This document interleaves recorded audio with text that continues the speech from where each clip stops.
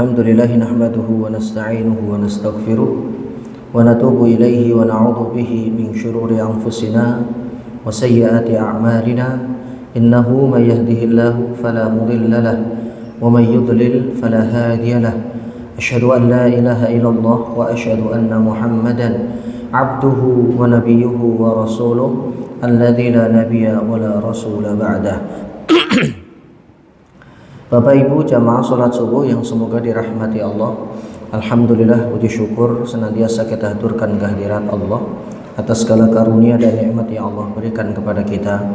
Salawat dan iring salam semoga tercurah kepada junjungan kita Rasulullah Muhammad sallallahu alaihi wasallam, kepada keluarga beliau, para sahabatnya dan umat beliau yang tetap berpegang kepada agama ini sampai hari berbangkit. Bapak Ibu yang semoga dirahmati Allah. Pada kesempatan pagi hari ini kita akan melanjutkan kajian kitab Arba'in Nawawi. Dan kita sampai pada hadis yang ke-10. Hadis ini berkaitan dengan pengaruh makanan, minuman dan pakaian dari hasil haram. Jamaah yang semoga dirahmati Allah. Nah, ini adalah matannya. Haddatsana Abu Quraib, telah bercerita kepada kami Abu Quraib. Ini perawi yang mendapatkan hadis ini dari Imam Muslim, karena salah satu yang mentakhrij hadis ini adalah Imam Muslim di dalam kitab sahihnya nomor hadis 1015. Kunyahnya Abu Quraib namanya Muhammad bin Al-Ala. Haddatsana Abu Usamah. Muhammad bin Al-Ala mendapatkan hadis ini dari Abu Usamah. Kemudian haddatsana Fudail, Abu Usamah mendapatkan hadis ini dari Fudail bin Marzuq. Haddatsani Adi bin Thabit. Fudail bin Marzuq mendapatkan hadis ini dari Adi bin Thabit. Beliau mendapatkannya dari Abi Hazim dari Abu Hurairah radhiyallahu anhu. Abu Hurairah radhiyallahu anhu berkata, Nabi sallallahu alaihi wasallam bersabda, ayyuhan nas, wahai sekalian manusia, innallaha thayyibun, sesungguhnya Allah itu maha baik, la yaqbalu illa thayyiban, Allah tidak menerima kecuali yang baik-baik. Wa innallaha, dan sesungguhnya Allah itu amaral mu'minina, telah memerintahkan kepada orang-orang beriman, bima amara bihil mursalin, sebagaimana Allah juga sudah memerintahkan kepada para rasul dan para nabi yang diutus. Faqala, dengan firman-Nya, ya ayyuhar rusul, wahai para rasul yang diutus kepada umat manusia, kulu, makanlah oleh kalian, min thayyibatin, dari makanan-makanan yang baik, tentunya juga halal. Wa'malu, setelah kalian memakan makanan yang baik dan halal, wa'malu sholihah, lakukanlah kebaikan. Ini sesungguhnya aku bima ta'maluna alim, atas kalian yang perbuat maha tahu, yaitu Allah. Ini disebutkan di dalam surah Al-Mu'minun ayat 51. Wa qala, kemudian Nabi mengutip ayat Al-Qur'an yang lainnya, ada di Al-Baqarah 172 dengan sabdanya, ya ayyuhalladzina amanu, Allah berfirman, wahai orang-orang yang beriman, kulu, makanlah oleh kalian, min thayyibati ma razaqnakum, dari makanan-makanan halal yang telah Allah rezekikan untuk kalian. Thumma, kemudian Nabi bercerita, dzakara ar-rajula, menceritakan mengenai seorang laki-laki, yutilus safara, laki-laki ini sedang melakukan perjalanan atau safar. Ash'atha aghbara, rambutnya kuculkan, ya Allah kabulkan hajat saya. Wa mat'amuhu haram, namun sayang, doa yang mustajab karena sebab safar ini dibarengi dengan makanan yang dimakan olehnya, dan makanan itu adalah makanan yang haram. Wa mashrabuhu haram, minuman yang dia minum juga berasal dari yang haram. Wa malbasuhu haram, baju yang dia pakai juga dari hasil yang haram. Wa ghudhiya bil haram, dia nggak tahu, keluarganya nggak tahu, mendapatkan asupan atau gaji atau rezeki dari yang haram. Ghudhiya itu diberi makan, artinya apa? Dari kata ghida yang artinya makanan. Fa anna yustajabu lahu. Kalau sudah demikian, bagaimana mungkin doanya naik ke atas langit, membuka pintu-pintu langit hingga kemudian diijabah oleh Allah Azza wa Jalla. Ini namanya istifham ingkari. Kata tanya karena fa anna itu artinya istifham, kalimat tanya. Nabi bertanya untuk mengingkari. Lah kalau udah kayak gitu gimana mau dikabul? Itu kalau bahasa terjemahan bebasnya. Kemudian ini terjemahannya. Ya, hadis riwayat Imam Muslim, tadi lafadznya adalah lafadz Imam Muslim. Kemudian takhrijnya adalah, kalau mau dicatat silakan, hadis ini diriwayatkan oleh imam-imam ahlul hadis, diantaranya Imam Bukhari. Beliau meriwayatkan hadis ini ya dalam bab Raf'ul Yadain nomor hadis 91. Kemudian Imam Muslim juga meriwayatkan hadis ini nomor hadis 1015 di jilid yang ketiga halaman 85. Kemudian Al-Imam Ad-Darimi, ada Ad-Darimi, ada Ad-Dailami. Ini dua orang yang berbeda. Imam Ad-Darimi meriwayatkan di dalam kitab sunannya nomor hadis 2720. Kemudian Ibnu Abi meriwayatkan di dalam Al-Kamil. Kemudian Imam Ahmad di dalam Musnadnya juga meriwayatkan hadis ini. Kemudian Imam Ali bin Ja'ad, ini perawi yang tidak terlalu masyhur, terkenal, tapi beliau adalah ahli hadis. Kemudian Imam Abdul Razak di dalam Musannafnya juga meriwayatkan, Al-Baihaqi, kemudian Al-Imam Al-Baghawi, dan yang terakhir adalah Imam At-Tirmidzi. Bisa dibayangkan hadis ini memiliki jalur yang begitu banyak, 10. Dengan asumsi setiap jalur itu punya 4 perawi, maka ada 40 perawi. Dari mulai perawi sahabat sampai orang terakhir. Ini adalah orang yang terakhir yang mentakhrij, namanya takhrij ya Pak.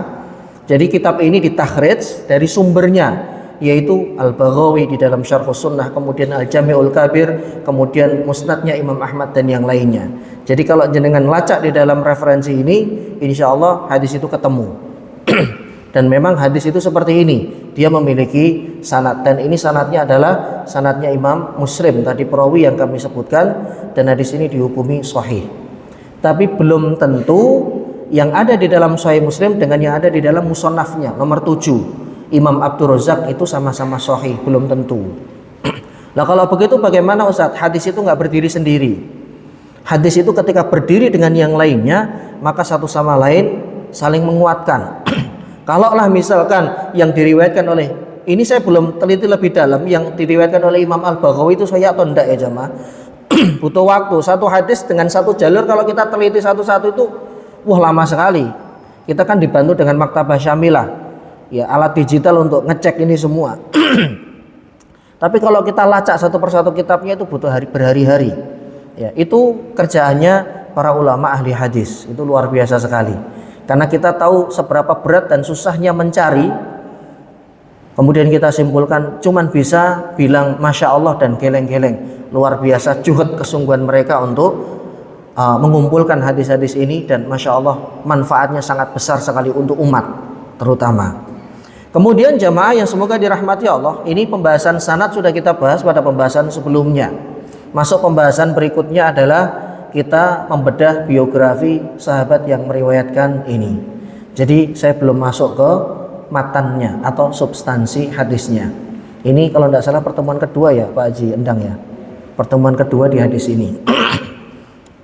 Kenapa begitu Ustaz? Saya sering sampaikan, bisa saja hadis ini saya selesaikan dengan satu pertemuan, tapi nanti jenengan tidak banyak dapat faedah. Makanya kita urai per bab, per pembahasan, supaya ini lebih dalam dan supaya ilmu yang kita dapatkan juga lebih banyak. Seperti itu. Karena setelah ini nanti ada hukum-hukum yang terkait dengan halal haram. Termasuk nanti sedikit saya akan masuk ke transaksi yang ada hubungannya dengan akad, karena itu juga berkaitan dengan halal dan haram. Bisa lebih dari 6 pertemuan untuk hadis ini. Sekali lagi, mempercepat dengan satu pertemuan satu hadis sangat bisa, tapi akan banyak faedah nanti yang terlewat dari kita. Tujuan kita ngaji untuk menggali lebih dalam, kita faham ada ilmu, ada kebaikan kita jalankan, ada larangan dari Nabi, kemudian kita tinggalkan dan kita jauhi. Jamaah yang semoga dirahmati Allah, Abu Hurairah, seorang sahabat yang menjaga sunnah, menjaga hadis Nabi SAW, karena beliau adalah sahabat yang paling banyak meriwayatkan hadis dari Nabi. Padahal kalau dihitung dari umur beliau masuk Islam itu ya umurnya tidak sampai 5 tahun atau 6 tahun dari sejak beliau masuk Islam sampai Rasulullah wafat. Tapi luar biasa kesungguhan dari Abu Hurairah ini. Namanya Abdurrahman bin Sakhr. Ini nama asli dari Abu Hurairah radhiyallahu anhu. Beliau dipanggil Abu Hurairah karena waktu kecil punya beberapa ekor kucing yang dipelihara, dan kemana-mana selalu dengan kucingnya. Abu Hurairah itu bukan bapaknya Hurairah, Pak ya. Ini kalau kita terjemahkan begitu berarti tidak pernah belajar bahasa Arab. Di dalam bahasa Arab itu ada asmaul khamsah, isim yang 5, akhun, abun, zu, dan lain-lain. Arti abu itu adalah pemilik. Memang abu itu artinya 2, bapak, Abu Fulan, misalkan Abu Muhammad bapaknya Muhammad. Tapi Abu Hurairah ini bukan bapaknya kucing. Ini kalau diterjemahkan dengan bapaknya kucing, ya nyun sewu, ini nggak pernah belajar bahasa Arab. Karena mohon maaf, kalau ada unsur pelecehan, ini kan sahabat Nabi jamaah ya. Abu Hurairah itu artinya pemilik kucing. Dari kata hirroh, hirroh itu kucing besar, ya, atau kitun.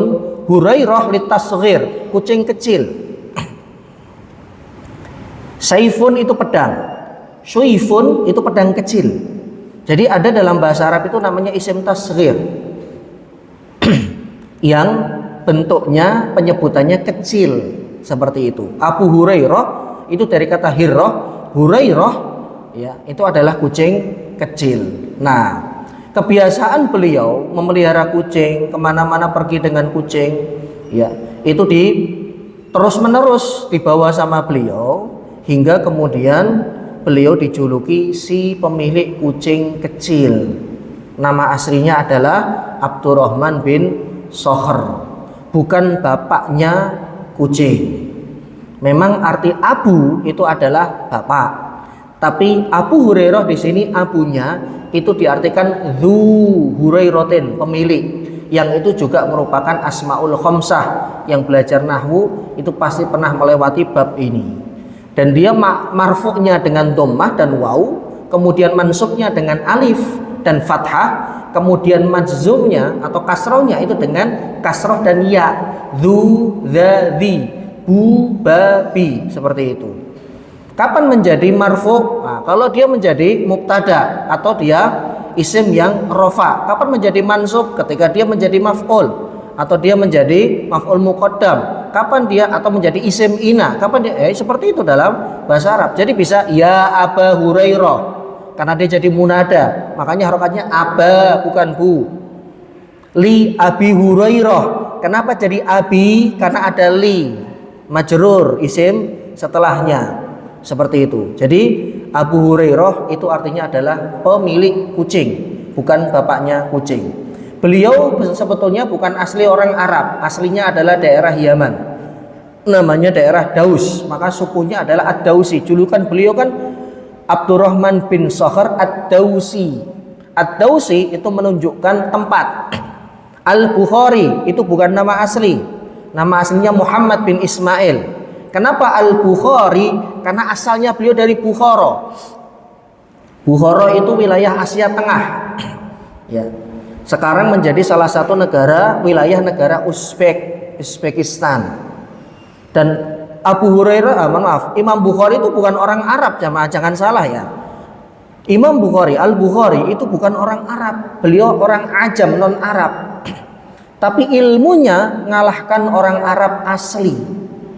Sama dengan Abu Hurairah Ad-Dausi, sebuah suku atau wilayah yang ada di Yaman, namanya wilayah Ad-Daus. Itu aslinya beliau. Ya, wilayah ini dahulunya adalah wilayah yang suka menentang risalah Nabi. Karena lewat juru dakwah sudah sampai sana dakwahnya. Nah, maka kemudian datanglah seorang sahabat yang bernama Tufail bin Amru Ad-Dausi. Ini satu kampung, satu desa sama Abu Hurairah. Beliau dulu yang masuk Islam. Beliau Tufail bin Amru namanya. Ad-Dausi itu adalah nisbatul makan, nisbah tempat asal beliau, yaitu suku Ad-Daus, sebuah wilayah yang ada di Yaman. Beliau lebih dahulu masuk Islam sebelum Abu Hurairah, ya. Kemudian beliau mengikuti Nabi SAW hijrah ke Madinah. Tufail bin Amru kemudian mendakwahkan Islam ini kepada sukunya yang ada di Yaman, namanya suku Ad-Daus. Tidak ada dari kota Ad-Daus ini yang menerima keislaman kecuali satu orang saja, yaitu Abdurrahman bin Sakhr, yang kemudian mendapatkan kunyah Abu Hurairah, si pemilik kucing kecil. Pada tahun ke-7 Hijriah, umur Abu Hurairah itu baru sekitar 26 tahun. Jadi beliau masuk Islamnya nggak dari awal hijrah jamaah, dari tahun ke-7. Tekadnya bulat, dari Yaman beliau datang ke Madinah. Otomatis posisi Nabi sudah tidak di Mekah, tapi beliau sudah hijrah di Madinah. Tujuannya cuma satu, ingin ketemu Nabi SAW dengan perbekalan yang seadanya. Tentunya serba kekurangan, karena memang suku ini bukan suku yang kaya raya, bukan. Kemudian ya, Abu Hurairah radhiyallahu anhu datang kepada Nabi ke Madinah Al-Munawwarah. Itu pertama kali beliau masuk Islam. Kemudian beliau bertemu dengan Nabi SAW. Beliau menyenandungkan sebuah syair, ya lailata bintuliha wa anaiha ala annaha min dairatil kufri najita. Wahai malam yang panjang serta melelahkan, namun saat itulah aku terselamatkan dari negeri yang kufur. Karena memang Yaman waktu itu kan diperintahkan oleh seorang raja. Ya, raja ini beragama Kristen pada saat itu. Ya. Kemudian ketika beliau sampai ke Madinah, itu sampainya malam hari, tidak langsung ketemu Nabi. Karena malam jamaah. Ya, dan waktu itu belum ada lampu, gelap kanan kirinya. Nah, pada saat itu Nabi SAW sedang berada di Khaybar. Untuk apa? Untuk ngurusi orang-orang Yahudi, ngusir mereka. Kok diusir Ustaz? Ini sebetulnya sudah pernah saya sampaikan pada pertemuan sebelumnya. Ketika Nabi masuk ke Madinah, umat Yahudi sudah lebih dulu di Madinah. Kemudian terjadi perjanjian antara Nabi dengan orang-orang Madinah, Bani Quraidah. Kemudian ada 3 suku besar yang ada di sana, orang-orang Yahudi. Nah, mereka bersepakat untuk saling menjaga Madinah. Kemudian ketika perang Ahzab terjadi, mereka berkhianat, memasukkan orang-orang musyrikin lewat celah-celah yang ada di Madinah yang cuma diketahui oleh penduduknya, jalan tikus bahasa kita. Nah, dari sini kemudian Nabi marah, karena perjanjian itu berisikan akan saling membantu dan saling tolong, tidak saling berkhianat. Dan ketika salah satu melanggar, maka harus mendapatkan konsekuensi. Nabi itu nggak pernah melanggar perjanjian, hatta dengan non muslim. Ini menunjukkan boleh ya melakukan perjanjian dengan non muslim, selama perjanjian itu adalah perjanjian yang ma'ruf, perjanjian yang baik. Karena ini kan perjanjian untuk sama-sama menjaga Kamtipnas Madinah. Madinah itu milik bersama, maka dijaga oleh semua pemeluk agama yang ada di sana. Termasuk yang non muslim ada, yang Kristen ada, yang penyembah berhala ada. Cuman yang paling nakal itu adalah Yahudi dari dulu, Pak. Yahudi itu bermasalah dari dulu. DNA DNA yang ada di tubuhnya itu memang DNA yang bermasalah dari pendahulu-pendahulunya, mbah-mbah buyutnya. Itu memang sudah seperti itu nasnya. Makanya jangan kaget kalau mereka itu ya main curang, kemudian mereka suka melanggar perjanjian. Baru perjanjian gencatan senjata, baru berapa jam sudah ya ngerusak fasilitas negara yang lain. Memang seperti itu sifatnya. Makanya nanti di akhir zaman akan terjadi perang besar antara muslimin dengan Yahudi, dan yang ditunggu oleh Yahudi itu adalah Dajjal, karena memang itu bos besar mereka. Ini perang akhir zaman yang kemudian menjadi salah satu di antara tanda-tanda hari kiamat. Akhirnya Abu Hurairah tidak bertemu dengan Nabi karena Nabi sedang tidak berada di tempat, beliau sedang sibuk peperangan menghadapi orang-orang Yahudi, mengusir mereka dari Khaybar, sebuah wilayah dengan benteng yang kokoh yang berada di Madinah. Kenapa diusir? Karena dia sudah melanggar perjanjian dan itu membahayakan kaum muslimin.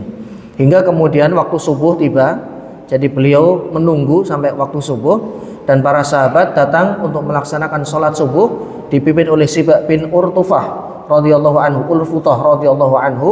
Kemudian beliau ya ikut bersama dengan rombongan ini. Selesai subuh, kemudian terdengar suara yang menandakan datangnya para pasukan masuk ke Madinah, dan pada akhirnya beliau bertemu dengan Nabi Shallallahu Alaihi Wasallam di masjid, karena Nabi itu biasanya setelah pergi safar beliau ke masjid lebih dahulu sebelum masuk ke rumah. Beliau kerjakan sholat 2 rakaat. Ini sholat sunnah ya jamaah, tapi keseringannya yang dilakukan oleh beliau seperti itu. Ya. Kemudian setelah bertemu dengan Nabi Shallallahu Alaihi Wasallam, terjadi dialog antara Nabi dengan Abu Hurairah.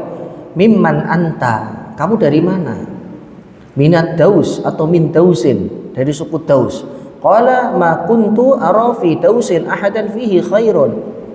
Beliau mengatakan, aku tidak menyangka ada kebaikan dan ada orang yang akan datang jauh-jauh ke Madinah dari suku ini, yaitu suku Daus. Kata Ad-Dausi ini disebutkan di dalam Tabaqatnya Ibnu Sa'ad. Nah, setelah itu kemudian beliau berikrar masuk Islam tahun ke-7 jamaah. Tahun ke-7 Hijriah. Artinya kalau ditarik dengan usia Nabi yang wafat di tahun ke-11, keislaman Abu Hurairah itu enggak lebih dari 4 tahun. 4 tahun. Tapi beliau yang paling banyak mendapatkan hadis. Ada lebih dari 5.000 hadis yang beliau dapatkan. Yang kedua baru justru istrinya Nabi, Ibunda Aisyah radhiyallahu anha. Karena memang Abu Hurairah ini kan tinggalnya di dekat masjid, samping masjid, namanya Ahlus Suffah. Kemudian jamaah, bagaimana kehidupan awal di Madinah beliau? Tidak mudah tentunya, karena beliau datang tanpa membawa bekal yang cukup. Abu Hurairah merupakan tamu di Madinah. Beliau masuk Islam dan kemudian nyaman di sana dan menjadi penduduk Madinah. Ketika meninggalkan Yaman, beliau tinggalkan juga harta yang dimiliki. Kemudian Rasulullah Shallallahu Alaihi Wasallam mengizinkan beliau bersama dengan sahabat fakir yang lain untuk tinggal di serambi masjid, namanya Ahlus Suffah. Jadi mereka kesehariannya ditanggung oleh Nabi Shallallahu Alaihi Wasallam. Orang-orang fakir dari kalangan sahabat yang mereka juga belajar, karena kalau di masjid, rumah Nabi kan juga di samping masjid. Setiap hari tentunya akan bertemu, dan itulah yang diinginkan oleh Abu Hurairah radhiyallahu anhu. Beliau hampir tidak pernah absen mengikuti Nabi, ngintil bahasa Inggrisnya. Mana Nabi ada, di situ ada Abu Hurairah terus ya. Dan beliau memang sudah mewakafkan dirinya untuk selalu membersamai Nabi. Semua hal ditanyakan oleh Abu Hurairah kepada Nabi. Itulah yang kemudian beliau melesat mengalahkan sahabat yang lain dalam segi keilmuan, karena memang beliau banyak bertanya dan beliau tidak malu-malu. Ya, namanya juga bukan penduduk asli Madinah jamaah. Jadi perangainya juga berbeda dengan penduduk Madinah yang malu-malu seperti itu. Bukan malu-maluin beliau, tapi beliau berani gitu loh. Kan kadang kita ketika ketemu orang besar, Rasulullah itu kan nabi yang dapat wahyu.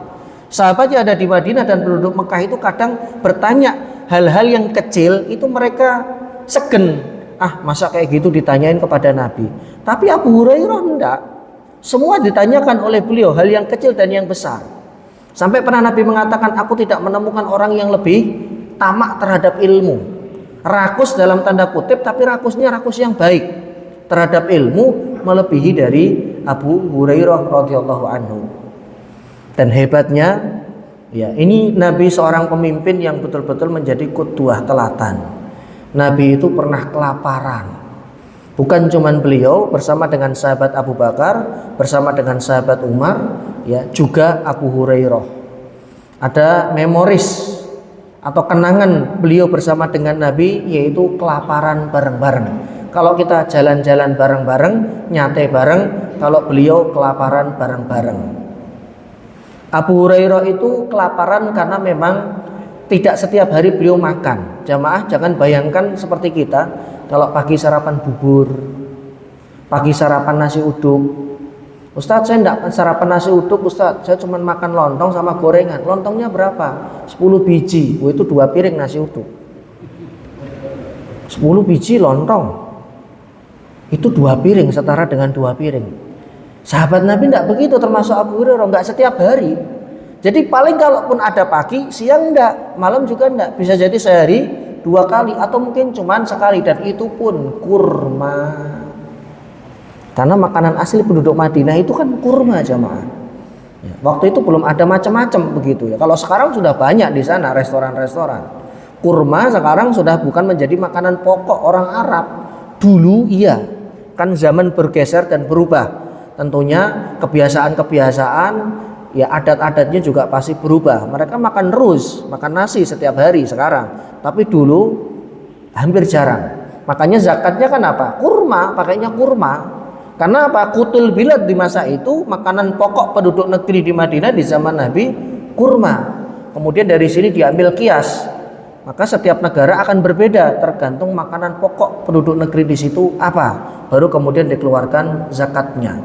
Beliau keluar rumah sudah dalam kondisi perut lapar, sudah diikat perutnya. Coba bayangkan Pak, ada orang yang saking kelaparannya itu perut sampai diikat dengan batu. Jadi di sini ada batu, kemudian diikat dengan ikat pinggang. Hari ini ada memang, cuman apa ya, saking banyaknya orang dan banyak yang berderma, itu kalau saya lihat Jumat Berkat itu biasanya orang-orang nunggu di pinggir jalan, itu satu orang bisa dapat 3-4 bungkus begitu dari orang-orang yang lewat. Banyak yang ngasih. Sebetulnya yang seperti ini kurang baik begitu ya jamaah ya, ini untuk atensi saja. Mohon maaf sampai menunggu pemberian dari orang ini juga tidak baik, karena ini memunculkan jiwa-jiwa meminta-minta. As-sailu, orang yang suka minta-minta, nanti di yaumil kiamah akan bertemu dengan Allah dalam keadaan wajah mereka tidak ada dagingnya. Ini hadis diriwayatkan oleh Imam Abu Daud. Ini peringatan dari Nabi bahwa kalau memang tidak sangat membutuhkan sekali, ya sebaiknya tidak minta-minta. Abu Hurairah radhiyallahu anhu dalam keadaan sudah lapar yang sangat, ya akhirnya beliau duduk di jalan yang biasa dilalui oleh para sahabat. Kemudian satu persatu para sahabat ini lewat. Yang pertama yang lewat adalah Abu Bakar As-Siddiq radhiyallahu anhu. Terjadilah dialog, ya intinya saya lapar, tapi beliau nggak enak mau minta, ayo dong ajak saya makan. Ternyata dibuka bajunya sahabat Abu Bakar radhiyallahu anhu, di situ sudah mengganjal 2 batu. Ternyata beliau lebih lapar. Kemudian tidak lama sahabat Umar lewat, terjadi dialog yang pada intinya saya lapar nih, apa ndak diajak datang ke rumah untuk makan bersama. Ternyata sahabat Umar bin Khattab radhiyallahu anhu juga sudah mengganjal perutnya dengan batu. Masya Allah, ini calon penghuni surga jemaah. Tapi ternyata di kulkasnya tidak ada makanan yang tersimpan. Beda dengan kulkas kita yang sampai seminggu yang akan datang semuanya sudah ready dan siap, tinggal diolah saja. Ya, memang zaman berbeda betul. Tapi beliau-beliau ini sebetulnya orang-orang mampu. Orang-orang mampu. Sahabat Abu Bakar itu kan saudagar, sahabat Umar juga saudagar. Cuman beliau lebih memilih jalan ini. Nah itu hebatnya.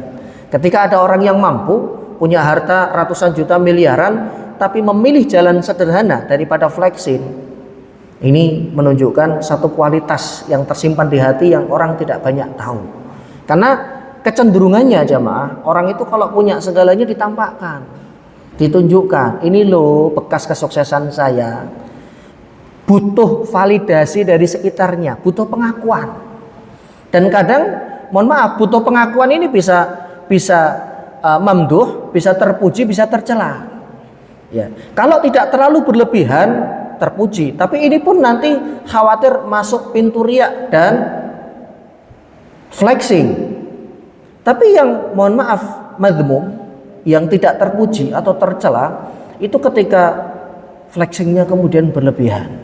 Padahal beliau-beliau ini orang-orang mampu, tapi lebih memilih jalan. Jadi pada akhirnya itu adalah pilihan. Orang punya segalanya, orang punya fasilitas yang wow, punya kekayaan. Ada 2 kemungkinan. Satu, dia tunjukkan sebagai bentuk mohon maaf pamer atau flexing.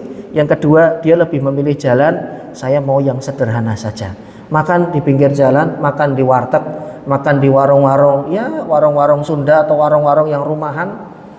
Walaupun ada yang sesekali makan di restoran, sebetulnya itu juga tidak dicela. Cuman kalau setiap hari, tidak mau kalau bukan yang ini di restoran yang misalkan mahal, ya ini jadi persoalan suatu saat. Kenapa? Roda itu berputar jemaah. Mungkin sekarang kita berada di atas, mampu beli itu semua, dan ada titik di mana kita berada di bawah dari roda itu. Tapi ketika sudah terbiasa dengan kehidupan yang serba wah, biasanya transisi ini membuat seseorang tidak siap.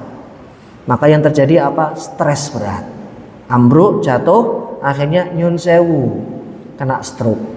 Berawal dari pikiran. Aduh, saya dulu biasa naik mobil, sekarang naik motor.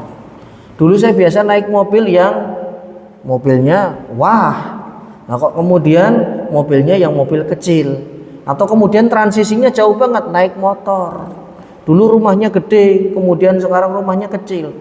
Bahkan ngontrak. Ini kalau tidak siap mentalnya, ya, dan betul-betul masih melihat ke sekitar, oh nanti orang kata orang apa, itu jamaah biasanya muncul dentuman yang dahsyat sehingga kemudian drop dan terjadilah sesuatu. Itu banyak.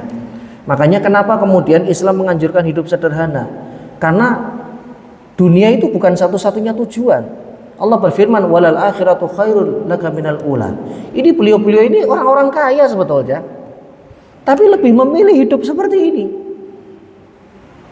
Ketika Persia dan Romawi ditaklukkan, pada saat itu sahabat Abu Bakar As-Siddiq Umar bin Khattab yang menjadi khalifah, dibawakan di hadapan beliau mahkota Raja Persia, dibawa ke Baitul Mal. Tapi biasanya kan ditunjukkan, wahai Amirul Mukminin, ini adalah topinya, jubahnya Raja Persia. Jadi takluk Pak, Iran yang sekarang wilayah Iran ya, Persia itu takluk di bawah kaum muslimin. Apa kata beliau? Langsung berpaling, melengos, buang muka. A'udzubillahi minka. Aku berlindung dari kemewahan yang ada padamu. Sudah, beliau nggak mau lihat terlalu lama karena apa? Takutnya pengen. Kalau sudah pengen apa yang terjadi Pak? Amirul Mukminin ini dibawa ke Baitul Mal atau kemana? Masukkan ke rumah saya. Makanya banyak sekali terjadi penyimpangan. Itu berawal dari itu. Terlalu tergiur melihat angka. Ada proyek nilainya 100 M. Ya kali nggak dapat 10%-nya. Gimana kayak caranya biar bisa dapat? Nggak usah banyak-banyak lah, 5%-nya saja, 5M. Kalau proyeknya 100 M, kalau proyeknya sampai ratusan, kan besar Pak. Berawal dari sini, karena sering melihat angka nggak sesuai dengan realita dan nggak siap hidup susah. Akhirnya kemudian penyimpangan ini terjadi. Dan berapa banyak orang-orang yang tadinya thiqah, yang tadinya bersemangat, kemudian luntur di hadapan ya harta yang jumlahnya wow. Makanya para sahabat lebih memilih gaya hidup yang seperti ini. Ini pilihan. Dan memang terus kemana Ustaz duitnya? Semuanya disedekahkan, tidak tersisa kecuali sedikit saja. Makanya kadang ada mereka makan, kadang tidak ada, mereka tidak makan. Baru yang ketiga lewatlah Nabi SAW melihat Abu Hurairah dan dua sahabatnya. Beliau tahu, wah ini wajah-wajah sendu, wajah-wajah yang tidak makan sudah seharian, lapar.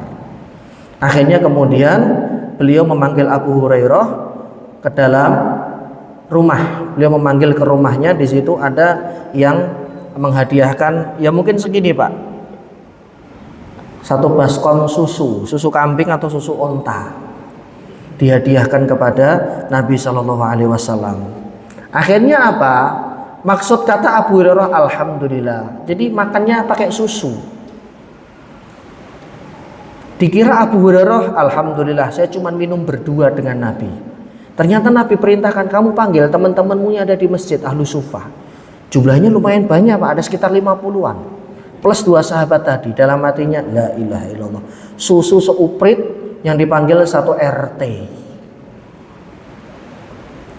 Tapi kemudian Nabi SAW mendahulukan Ahlu Sufah untuk minum. Abu Hurairah sudah ketar-ketir, ini jangankan 50 orang, 2 orang saja sudah habis. Tapi kemudian didoakan oleh Nabi. Susu ini didoakan oleh Nabi. Satu persatu Ahlu Sufah minum. Termasuk juga sahabat Abu Bakar dan sahabat Umar. Semuanya sudah kenyang minum. Jadi susunya segini Pak ukurannya, tapi tidak habis-habis gitu loh Pak. Tapi nggak habis-habis diminum oleh beberapa puluh orang. Sampai tersisa 2 orang, Abu Hurairah dan Nabi. Nabi mengatakan, dahulukan, kamu dulu minum. Akhirnya diminum oleh Abu Hurairah sampai betul-betul kenyang. Baru yang terakhir Nabi, dan susu itu masih tersisa diminum oleh hampir 1 RT. Ini namanya mukjizat. Kok bisa begitu? Yes. Karena ini salah satu di antara keistimewaan yang Allah sematkan kepada setiap nabi yang diutus. Nah, uniknya, bagusnya cerita ini itu bukan sering ya, beberapa kali terjadi. Salah satunya ketika Nabi SAW dalam safar, para sahabat cuman bawa air sebaskom saja, mereka kehausan. Caranya adalah tangan Nabi dimasukkan ke dalam air ini, kemudian baskom ini bisa untuk wudhu, bisa untuk minum. Sahabat yang jumlahnya lebih dari 100 yang ikut dalam perjalanan itu. Nah, pertanyaannya kan begini jamaah. Ini yang unik. Ketika Nabi berhadapan dengan sahabatnya yang sedang membutuhkan, beliau bisa seperti itu. Tapi pernah Ibunda Aisyah itu cerita, rumah kami itu pernah selama 3 hari 3 malam gak ngepul dapurnya, alias makannya kurma. Padahal 1 kurma itu sama Nabi bisa dibikin berkali-kali makan dan itu kenyang. Tapi gak dilakukan. Ternyata ketika Allah memberikan kepada Nabi sebuah mukjizat ini selalu beliau pakai bukan untuk kepentingan sendiri. Tapi ketika kepentingan itu mendesak dan bersama dengan para sahabat, barulah fasilitas ini beliau pakai. Kan begitu jamaah. Kalau kita baca sirah nabawiyah, itu Nabi nggak sekali 2 kali loh Pak kelaparan. Ini diceritai yang lain. Tapi bukan Abu Hurairah, hanya sahabat Umar dan sahabat Umar, kemudian sahabat Abu Bakar dan sahabat Utsman. 3-tiganya sudah ganjel perutnya dengan 1 batu. Kemudian Rasulullah lewat, ngelihat 3-tiganya kelaparan, lapar ya Rasul. Kemudian dibuka bajunya Nabi, beliau sudah ganjel 2 batu. Akhirnya apa? Beliau datang ke salah seorang sahabat Ansor untuk bertamu. Akhirnya sahabat Ansor ini senang karena beliau ini sudah berkali-kali ingin Rasulullah itu singgah ke rumahnya. Apa yang dilakukan jamaah? Disembelihkan seekor kambing. Betul, disembelihkan seekor kambing. Dan kemudian diajak makan. Nah, sahabat ini kaget, loh kok jenengan bawa teman ya Rasul? Iya. Dikiranya cuma Nabi. Padahal yang jauh orang Arab itu kalau sudah makan kambing, 1 orang itu bisa 1/2 ekor kambing loh Pak. Kita kalau ada jamuan dulu dengan dosen acara wisuda atau apa, kambingnya kambing utuh yang diungkep gitu. Ya, itu bisa 1 nampan itu hanya 3 orang 4 orang. Memang ada nasinya. Karena memang wah luar biasa dan enak begitu masakan, dibuat kebuli, dibuat bumbu kebuli atau mandi. Kan sering jamuan-jamuan seperti itu. Nah, dikiranya cuma Rasul saja, ternyata membawa 2 orang lagi. Tapi Masya Allah kemudian mereka makan berempat. Dan kemudian sampai kenyang, bahkan sampai tersisa, alias gak habis. Padahal secara logika itu gak akan cukup kambing itu.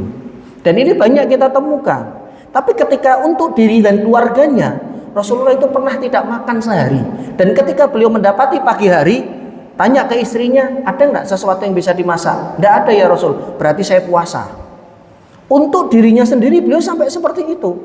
Tapi ketika berbenturan dengan kepentingan bersama, barulah kemudian beliau gunakan fasilitas yang Allah beri berupa mukjizat.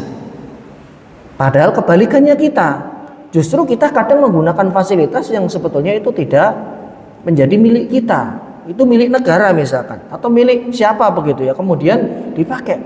Ya, dan bisa loh jamaah nahan diri seperti itu. Padahal beliau kalau mau pakai cuman ada 1 butir kurma. Kan Ibunda Aisyah pernah bercerita sebagaimana diriwayatkan oleh Imam Muslim bahwa datang seorang ibu dengan 2 putrinya. Seorang ibu dengan 2 orang putrinya minta makanan. Ini orang fakir, perempuan, anaknya 2. Kemudian Ibunda Aisyah masuk ke dalam rumah, tidak didapati kecuali hanya 3 butir kurma. 3 Pak, butir kurma. Kurma yang jenengan makan itu di rumahnya Nabi cuma ada 3. Padahal kalau Nabi mau, ini digandakan bisa saja. Tapi kan nanti jadinya kayak tukang pesulap kan begitu. Dan beliau ternyata nggak pernah melakukan seperti itu untuk urusan pribadinya. Tapi kalau sudah menyangkut para sahabat yang kelaparan, di sini biasanya beliau menggunakan fasilitas itu. Akhirnya masing-masing diberi satu oleh Ibunda Aisyah. Karena sudah kelaparan, si anak langsung satu butir, Pak. Ini bukan satu ekor ayam atau paha ayam, satu butir kurma segini ukurannya. Langsung dimakan lahap. Giliran kemudian ibunya mau makan, anaknya ngeliatin, mau dong. Ibunya juga lapar. Akhirnya di depan Ibunda Aisyah, yang jatah ibunya dipotek jadi dua. Dikasihkan ke anaknya, ibunya tidak makan sama sekali. Kaget beliau ngeliat itu. Kemudian ibu dan dua anaknya ini pergi, pamit. Setelah Nabi datang diceritakan kejadian itu, maka beliau mengatakan kurma itu ya akan menjadi penghalang si ibu dari api neraka. Barang siapa yang diuji oleh Allah dengan dua anak perempuan, maksudnya dia diberikan anak perempuan kemudian dididik dengan cara yang baik, dijaga kehormatannya, huma keduanya bisa menjadi penghalang dari api neraka. Dan pada kasus itu 3 biji kurma yang ada di rumah Nabi tidak digandakan oleh beliau Shallallahu Alaihi Wasallam. Coba kalau kita yang punya kemampuan itu, nah itu kan jadi luar biasa, ya kan? Akhirnya mungkin jadi orang-orang jadi pengikutnya, ya. Jadi ngaku sebagai seorang nabi. Nah, naudzubillah seperti itu. Ya. Jadi jamaah yang semoga dirahmati Allah, ini yang pernah terjadi. Akhirnya kemudian beliau minum dan semuanya kenyang, termasuk juga Abu Hurairah. Kisah ini diriwayatkan oleh Imam Muslim di dalam kitab Sahihnya. Kemudian tentunya seorang anak menginginkan ketika sudah masuk Islam ibunya atau orang tuanya juga masuk Islam, karena ibunya Abu Hurairah belum masuk Islam. Dan inilah yang membuat kegundahan hati beliau, karena beliau tahu siapapun yang meninggal dunia dan ketika Rasulullah diutus dan mereka tidak membawa agama ini sebagai sebuah keyakinan, ya maka nanti endingnya di akhirat berat, nggak akan bisa ketemu anak dan orang tua. Akhirnya kemudian beliau ngadu kepada Nabi Shallallahu Alaihi Wasallam. Beliau mengatakan ibuku adalah seorang yang musyrik ya Rasul. Kemudian beliau sudah berkali-kali mengajak kepada Islam, tapi ternyata belum kesampaian beliau untuk memeluk Islam. Sampai suatu saat ya beliau mendengarkan dari ibunya suatu perkataan buruk yang disampaikan untuk Nabi. Jadi beliau dalam tanda kutip mencela Nabi. Ini yang kemudian membuat beliau Abu Hurairah makin gundah gulana. Kok bisa manusia yang saya sayangi dicela oleh ibu? Akhirnya kemudian beliau datang kepada Nabi supaya Nabi mendoakan ibunya supaya mau menerima Islam. Didoakan jamaah. Dan sebetulnya ini lagi-lagi cara yang seperti ini juga bisa dilakukan oleh Nabi. Tapi beliau lebih memilih tidak menggunakan cara ini kecuali jika kepepet.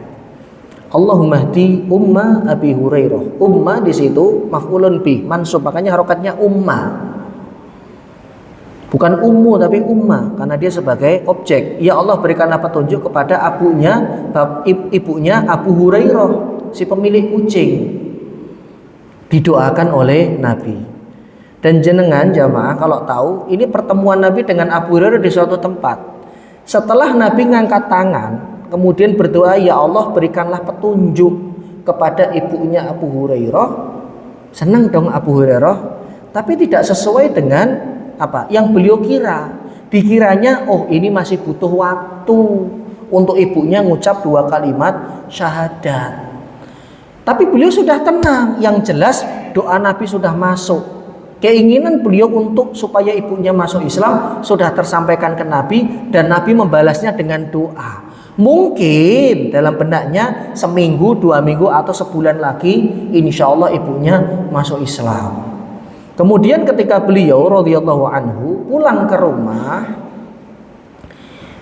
ingin ngajak lagi, jadi beliau nggak hanya bersandar dengan doa Nabi tapi tetap mau diajak, ayo bu, apa sih bu yang ditunggu, ayo masuk Islam. Ketika sudah sampai di rumah, beliau kaget, pintu rumahnya terbuka. Kemudian di dalam rumah beliau mendengar suara air yang gemercik air. Ini menunjukkan rumahnya Abu Hurairah nggak terlalu gede jamaah. Kenapa? Karena dari pintu saja suara air yang ada di kamar mandi kedengaran. Nggak kayak kita yang rumahnya gede banget, yang kalau mau ke kamar mandi harus pakai mobil golf, kan begitu, saking gedenya. Atau manggil gojek. Lu mau kemana? Itu saya mau ke kamar mandi. Karena dari kamar mandi ke kamarnya ya, jaraknya misalkan 500 meter persegi, gede banget rumahnya. Rumah Abu Hurairah itu kecil, sampai suara di kamar mandinya saja kedengeran. Masya Allah. Ya.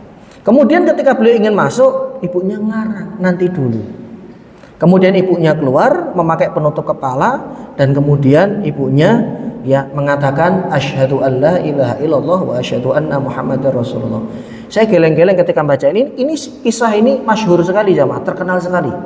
Dan ini diriwayatkan oleh Imam ahli hadis. Kalau nggak salah Imam Muslim perawinya. Ya. Secepat itu ketemu di masjid, Nabi mendoakan, langsung pulang. Beliau nggak mampir kemana-mana. Jaraknya cuma beberapa saat saja. Dan di rumah itu ibunya sudah mempersiapkan diri untuk mengucap 2 kalimat syahadat. Doa Nabi itu mandi betul-betul, manjur sekali. Nah, cuman uniknya Nabi tidak terus-menerus menggunakan fasilitas doa ini. Ampuni ya Allah, tunjukilah fulan, kan yang tentang banyak. Ya. Lagi-lagi fasilitas ini hanya beliau pakai ketika mendesak saja. Salah satunya ketika sahabat Umar bin Khattab radhiyallahu anhu, ya, ada 2 Umar, namanya Amr bin yang kemudian namanya adalah Abu Lahab yang pamannya, satu lagi adalah Umar bin Khattab. Itu pernah beliau minta sama Allah, Allahumma qawil Islam bi ihda al-umariyataini al-umaraini. Ya Allah, kuatkanlah Islam dengan salah satu dari 2 Umar. Dan ternyata yang Allah pilih adalah Umar bin Khattab radhiyallahu anhu. Dan bisa sebetulnya setiap yang menentang Nabi ngangkat tangan, berdoa, kemudian masuk Islam. Cuman tidak semua peristiwa ini kemudian dilakukan oleh Nabi. Kenapa? Karena jamaah dakwah itu butuh perjuangan yang keras. Bisa saja Nabi setiap masuk kaum beliau berdoa. Kemudian tanpa beliau dakwah ke mereka, bisa jadi mereka langsung masuk Islam. Tapi kan akhirnya tidak ada penentangan. Tidak ada persekusi, tidak ada penolakan. Dan ini jauh dari sunnatullah. Mungkin ada nanti yang bertanya, Ustaz, kenapa opsi itu nggak diambil oleh Nabi? Karena beliau lebih memilih jalan yang lain. Beliau lebih memilih jalan secara ya manual dalam tanda kutip. Ada ikhtiar beliau untuk datang ke pasar-pasar, untuk datang ke kaum-kaum, ayyuhan nas, qulu la ilaha illallah tuflihu. Dan memang ada proses di mana beliau lebih memilih untuk kemudian dilempari dulu, dipersekusi dulu. Tapi kadang ada kasus di mana beliau gunakan fasilitas doa itu untuk apa? Untuk mendoakan orang-orang ini. Kira-kira alasannya apa jamaah? Saya barusan ketemu alasannya. Baru ingat ada hadis ini, hadis yang diriwayatkan oleh Imam Muslim. Hadis ini diriwayatkan oleh Imam Muslim. Nabi bersabda, likulli nabiyyin da'watun mustajabah. Setiap nabi itu punya fasilitas doa yang mustajab. Dan itu fakta. Tidak ada nabi yang diutus kecuali Allah bersamai beliau, para nabi ini, dengan senjata yang paling tangguh di dunia. Senjata itu bernama doa. Dan mustahil doa ini bisa sampai ke atas langit dengan cepat kalau tidak dibarengi dengan spiritual atau ruhiyah yang bagus dari seseorang. Karena doa itu berbanding lurus dengan spiritual. Semakin dia yakin, semakin dia tawakal kepada Allah Azza wa Jalla, semakin doanya sampai ke atas langit. Inilah nanti yang membuat kualitas doa satu orang dengan orang lain berbeda. Dinilai tawakal pasrahnya dan dinilai imannya. Seberapa kuat dia meyakini doa ini sampai kepada Allah dan kemudian diijabah. Beliau kemudian melanjutkan, fata'ajjala kullu nabiyyin da'watahu. Maka masing-masing dari nabi-nabi yang diutus ini, mereka itu terburu-buru menggunakan fasilitas doa ini. Contoh Nabi Nuh alaihi salam.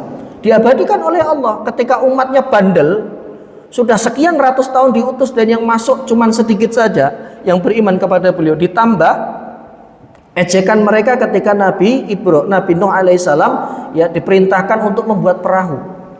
Apa kata beliau? Ngangkat tangan. Rabbi la tadhar 'alal ardi minal kafirina tayyaru. Ya Rabb, jangan kau sisakan seorang pun orang kafir di muka bumi yang menentangmu. Ngeri Pak doanya Pak. Sampai ke atas langit doa itu diijabah oleh Allah. Tapi sebelum itu, untuk yang terakhir kalinya Allah ngetes umat ini. nabinya diwahyukan untuk membuat perahu di tengah panas siang bolong. Itu musimnya musim kemarau. Makanya mereka makin menjadi-jadi untuk ngerosting dan ngebully Nabi Nuh. Buat apa? Ini kan musim kemarau. Mohon maaf, sampai kemudian ya hal-hal yang tidak pantas disematkan kepada beliau. Sampai kemudian atas ketetapannya Allah turunkan hujan deras, dan hujan ini bukan cuma di Cipondoh, bahkan sampai Citayam, bahkan sampai seluruh dunia rata, dan itu tidak berhenti-henti, hujan deras. Seolah-olah langit sedang menumpahkan semua air yang ada di atasnya. Sampai kemudian tenggelamlah bumi. Hanya menyisakan beberapa gunung yang masih kelihatan puncaknya, itu pun pada akhirnya nanti tenggelam semua. Karena apa? Ketika anaknya diundang, ya bunayyarkam ma'ana, nak ayo bersama kita naik. Harapannya kalau dia mau, suatu saat beliau mau nurut, beliau mau beribadah, putranya ini mau beriman. Tapi qala sa'awi ila jabalin ya'simuni minal ma. Enggak mau. Aku akan ke gunung itu, ya'simuni minal ma. Masa ia di gunung masih tenggelam dengan banjir. Ditimpali Nabi Nuh. Qala la 'asimal yauma min amrillah. Enggak ada hari ini yang selamat.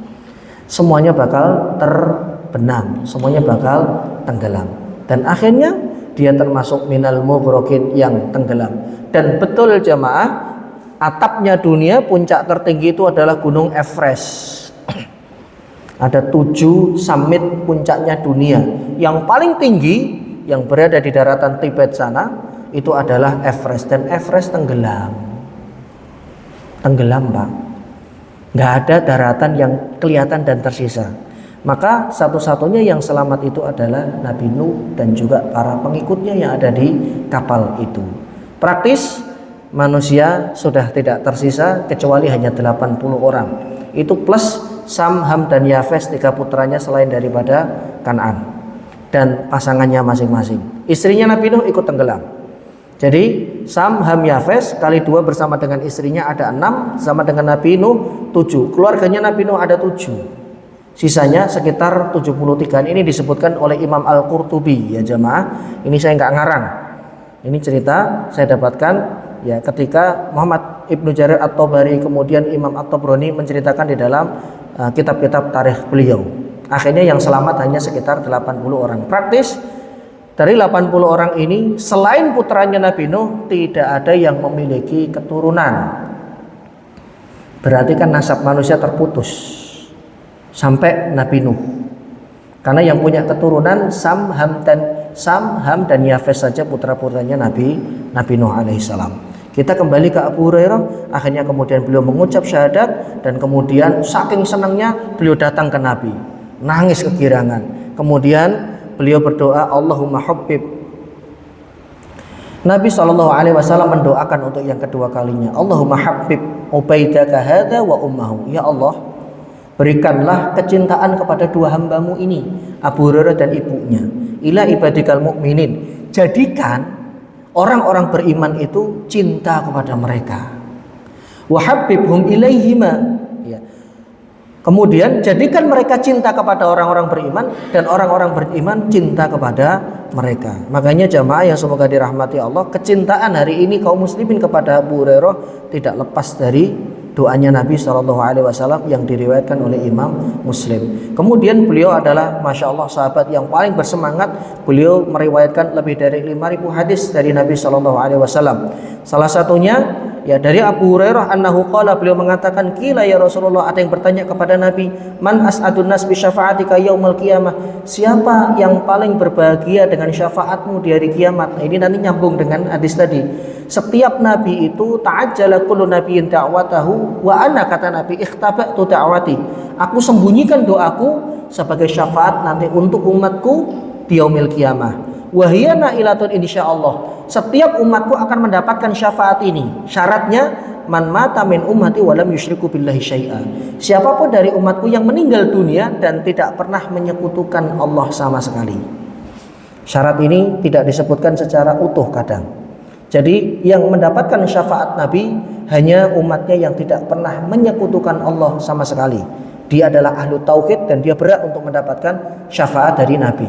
Tapi syafaat ini jamaah, ya ini kan disebutkan di dalam hadis ini bahwa beliau Shallallahu Alaihi Wasallam ditanya oleh Abu Hurairah, siapa yang paling bahagia dari umatmu dengan syafaatmu nanti hari kiamat? Maka beliau bersabda, laqad dhanantu ya Abu Hurairah alla yas'aluni an hadzal hadits ahadun. Saya mengira nggak akan ada yang nanya hadis ini, kata Nabi, selain daripada dirimu.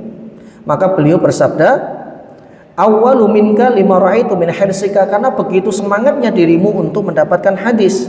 Beliau mengatakan as'adun nasi bi syafaati, yang paling bahagia dari umatku pada hari kiamat mendapatkan syafaat ini adalah yang mengucap la ilaha illallah dari hati dan dari jiwanya.